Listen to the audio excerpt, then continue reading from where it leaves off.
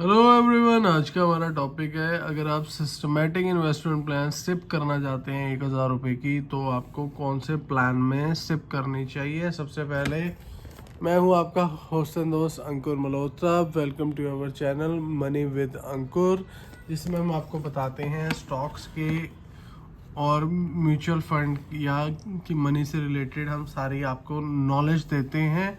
सबसे पहले डिस्क्लेमर है, this is not an buy or sell recommendation. Educational purpose के लिए है ये सिर्फ वीडियो, और we are not SEBI registered. इसमें जो भी मैं आपको बोलूँगा वो मेरा एक पर्सनल ओपिनियन हो सकता है, लेकिन this is not an buy or sell recommendation. तो चलिए शुरू करते हैं। सबसे पहले इसे जूम कर लो। हाँ जी, सबसे पहले मैं आपको ये बताता हूँ सिप क्या होता है। Systematic investment plan. हर महीने जैसे हमारी ईएमआई कटती है वैसे ही सिप डेबिट हो जाती है। आप अपने ब्रोकर के थ्रू वो ठगा सकते हैं। जैसे कि अगर आपका कि आईसीआईसी बैंक का है तो उसी की एप्लीकेशन में ही आपके म्यूचुअल फंड्स में ये जाकर की लगती है सिप। ये हम बात कर रहे हैं म्यूचुअल फंड की। सिप आपकी स्टॉक में भी लगती है, लेकिन वो आपको कि मैनुअली या थर्ड पार्टी की ब्रोकर्स में ही लगती है। जो फॉर्मली सिप की लगती है वो म्यूचुअल फंड्स में ही लगती है।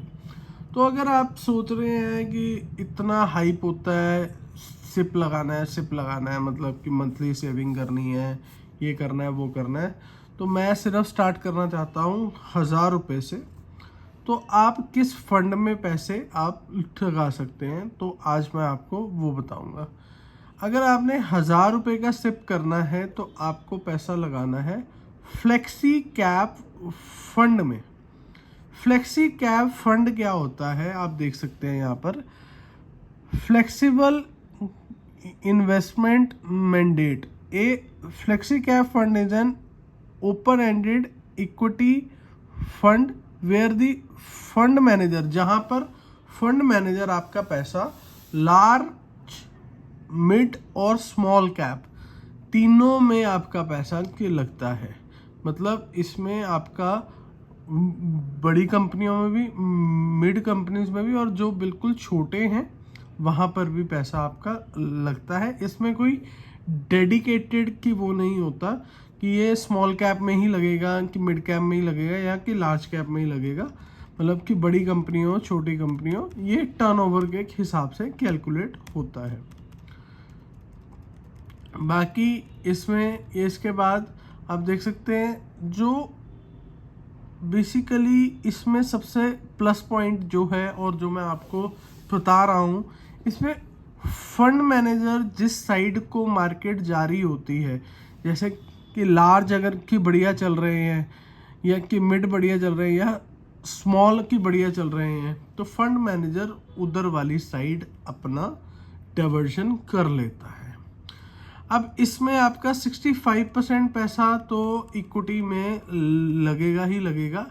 इक्विटी मतलब स्टॉक्स, डेब्ट मतलब जैसे कि बॉन्ड्स वगैरह जिसमें फिक्स इनकम होती है। अब आप देखेंगे इसमें रिस्क क्या है। देखो जैसे ऐड आती है, mutual funds are subject to market risk. सारी इक्विटी की तरह ये भी हाई रिस्क आइटम होती है। आप सिर्फ वही पैसा इसमें आप की लगाएं जो आप अगर इन केस ज़ीरो भी हो गया तो आपको दुख ना हो। तभी मैंने आपको बोला 1,000 रुपये आप मंथली आप के लगाएं। अब इस पे की बात आती है टैक्सेस की। अब अगर आप शॉर्ट टर्म में की निकालते हैं तो 15% की टैक्स रहता है। अगर आपकी लॉन्ग टर्म 1 साल के बाद की निकालते हैं तो वो की लॉन्ग टर्म टैक्स एग्जम्प्ट हो जाता है। तो ये कुछ आपके म्यूचुअल फंड्स हैं जो पिछले की 5 साल का इनका की रिटर्न है 30%, 30.4% एनुअली, 26.74 और 21.77। तो ये पिछले की 5 सालों की एवरेज रिटर्न की निकल के आई है, लेकिन पिछले साल में ये रिटर्न कम निकली थी। और हम जिस म्यूचुअल फंड की यहाँ पर बात करने लगे हैं, जो मुझे पर्सनली ये लगता है कि बहुत अच्छा मैनेज्ड फंड है, वो है आपका HDFC फ्लेक्सी कैप फंड। यहाँ पर आपकी इन्वेस्टमेंट सेफ भी रहेगी और आपका पैसा भी बनेगा। खैर आप देखें तो पिछले साल सिर्फ इसने 10.5% की रिटर्न दी है। टोटल होल्डिंग्स 55 हैं, लेकिन जबकि मेन इसमें अब आप होल्डिंग चेक कीजिए, सबसे ऊपर आपका आ जाता है ICICI बैंक। ठीक है, बैंकिंग में 3 ही शेयर हैं, SBI, HDFC और ICICI। और इंडिया में अगर मतलब बिजनेस करना है तो ये 3 बैंक आपको चाहिए।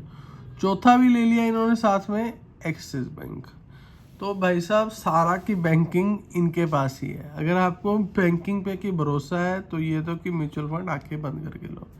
फिर उसके बाद कि इंश्योरेंस में इन्होंने अच्छे खासे की इन्वेस्टमेंट है 4.30%, that is SBI life insurance.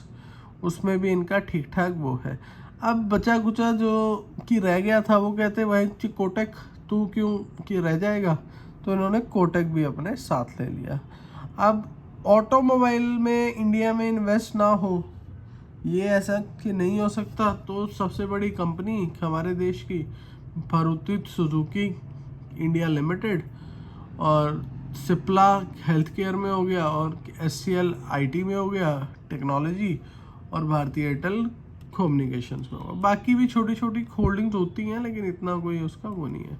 अब इसके बाद एक चीज़ आपको इसमें की समझनी होती है, एक्सपेंस रेशो होता है हर प्लान में।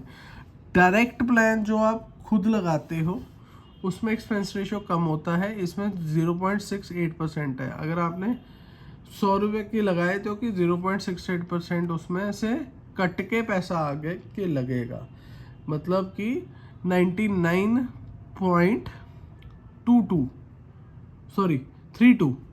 आपका पैसा आगे के लगेगा। ठीक है, और कि रेगुलर प्लान में ये एक्सपेंस रेशियो 2% तक भी होता है। तो डायरेक्ट प्लान से आपकी लगाइए। इसमें कोई प्लान में कि लॉक इन पीरियड की नहीं है, लेकिन अगर आप 1 साल से पहले बेचने का आप के सोचते हैं तो यहाँ पर आपको लग जाता है एग्जिट लोड, वो होता है 1% ऑफ द टोटल वैल्यू। ठीक है, 1 साल के बाद कोई एग्जिट लोड नहीं है। अब आपको ये स्टोरी अभी too good to be true वाले की लग रही होगी, तो अभी आपको एक चीज़ मैं और इसमें के बताता हूँ।